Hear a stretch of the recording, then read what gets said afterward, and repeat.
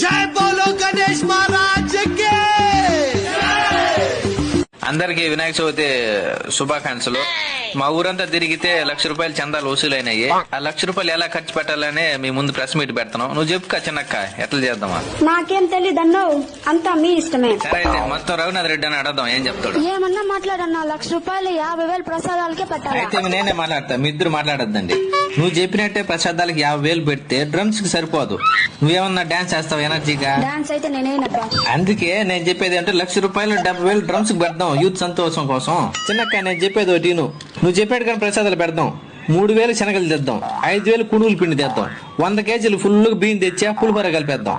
20,000తో ప్రసాదాల ఖర్చులు సరిపోతాయి. ఎక్కువ మంది వచ్చినారనుకో కొంచెం కొంచెం ఇచ్చేద్దాం, ఎక్కువ వద్దు. 30 రకాలు చేసేదాన్ని డబ్బులు సరిపోవక పండగ డ్రమ్స్ మెయిన్, లేకపోతే యూత్ పిల్లకాయలు ఒకరిగా రారు. దానిపైన ఇష్టం కా. నువ్వేమంటావు అన్నదన్నా? కెమెరా నాకాల కొంచెం దిప్పురా బోడా.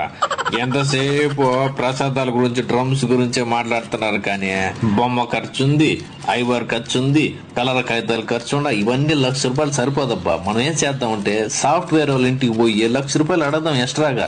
వాళ్ళని అడిగితే ఖచ్చితంగా ఇస్తారప్పా. కరెక్టే. నువ్వు వినాయక చవితి పండగ అంటేనే పిల్లకాయల పండగ. వాళ్ళే డబ్బు లేకపోతే మనకు పట్టింది బొక్క. మనం కూడా దగ్గరుండి, అయ్యయ్యో నీ వల్ల డైలాగ్ మర్చిపోతునే, మనం కూడా దగ్గరుండి పనులన్నీ చూసుకోవాలా. పందులు డైరెక్షన్ చూపించాలా, ఆ ప్రసాదాలు ఇచ్చేటప్పుడు దగ్గరుండి తినేసి గుమ్మునే ఉండాలా. ఊరు మీరు వెళ్ళినప్పుడు ట్రాక్టర్ వెనకాల నేరుకుపోతా ఉండాలా. వాళ్ళ కళ్ళ నీళ్లు పోసుకోవాలి అంతే. అంటే ప్రెస్ మీట్ మన రఘునాథ్ అని చెప్పినట్టుగా అన్నిటి సరిపెట్టుగా ఖర్చు పెట్టుకున్నాం. మన పేజీని ఫాలో అవ్వనబ్బా, మంచి మంచి వీడియోలు వస్తాయి, బాగా నవ్వుకోవచ్చు ఇంకా. జై బోలో గణేష్ మహారాజ్ కి.